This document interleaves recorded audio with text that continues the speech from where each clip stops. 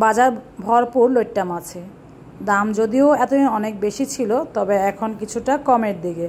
আর এই লইট্টা মাছটা আমার বাসার সবার অনেক পছন্দ। বিশেষ করে যদি এভাবে ভেজে দেই তাহলে আমার বাচ্চারা খুব মজা করে খায়। আজকে আমি লইট্টা মাছের সবচেয়ে সহজ যে রেসিপিটি ভাজি সেটাই শেয়ার করব। লইট্টা মাছ কিন্তু আমি অনেক রকম করে ভাজি, তো সেইখান থেকে আজকে সবচেয়ে সহজ যে রেসিপিটি সেটি শেয়ার করছি। প্রথমে আমি এখানে 3টা লইট্টা মাছ প্রায় হাফ কেজির মতো কেটে ধুয়ে পরিষ্কার করে নিয়েছি। তারপর দিয়েছি স্বাদ মতো লবণ, মরিচের গুঁড়া, হলুদের গুঁড়া, জিরার গুঁড়া আর একটু গোলমরিচের গুঁড়া। একদম ঘরোয়া মশলাগুলো আমি কিন্তু ব্যবহার করছি, এর বাইরে কোনো মশলা ব্যবহার করছি না।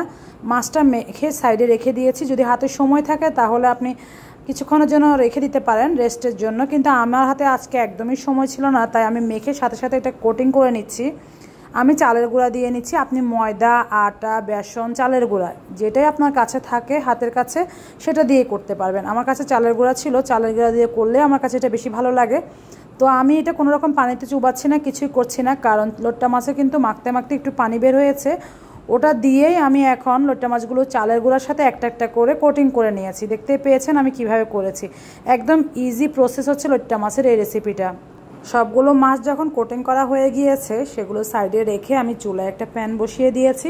সেখানে আমি পরিমাণ মতো তেল দিয়ে নিয়েছি। একদম ডুবো তেলে ভাজতে হবে না, মাছগুলো অর্ধেকটা ডুবে যায় এমন পরিমাণে তেলটা দিতে হবে।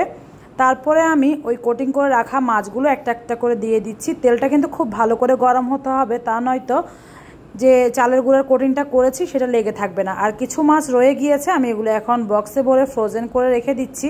আপনাদেরকে সুবিধার্থের জন্য দেখিয়ে দিলাম, কারণ এই মাছটা আপনি চাইলে এভাবে কোটিং করে ফ্রিজে রেখে দিতে পারবেন 1 সপ্তাহ পর্যন্ত। এগুলো যে কোনো সময় জাস্ট বের করে ভেজে নিলে হয়ে যাবে। খুব সহজে আপনি এটা একদিন করে কয়েকদিন খেতে পারবেন। তো আমি কয়েক টুকরা রেখে দিলাম।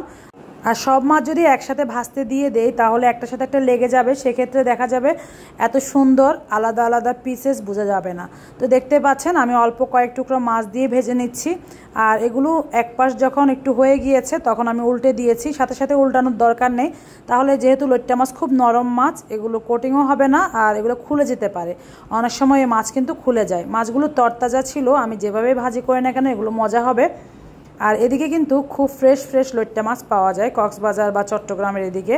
তো আপনার এলাকায় যেমন লইট্টা মাছই পাওয়া যাক না কেন, সেই লইট্টা মাছ দিয়ে আপনি এটা করতে পারবেন। আর এখন যেহেতু ভরপুর মৌসুম লইট্টা মাছের, বাজারে কিন্তু যে কোনো জায়গায় পাওয়া যাওয়ার কথা। যাদের কাছে লইট্টা মাছ খেতে খুব বেশি ভালো লাগে তারা এভাবে একবার ট্রাই করে দেখতে পারেন। আজকের এই রেসিপিটি একদম সহজভাবে আমি দেখানোর চেষ্টা করেছি। আশা করছি আপনাদের যাদের কাছে লইট্টা মাছ অনেক বেশি প্রিয় তাদের কাছে আমার আজকের রেসিপিটি ভালো লেগেছে। যারা রেগুলার আমার ভিডিওগুলো দেখেন সবাইকে অসংখ্য ধন্যবাদ। সাদা ভাত দিয়ে এই লইট্টা মাছ ভাজি খেতে অসাধারণ লাগে। রেসিপি ভালো লাগলে অবশ্যই জানাবেন। সবাই ভালো থাকবেন।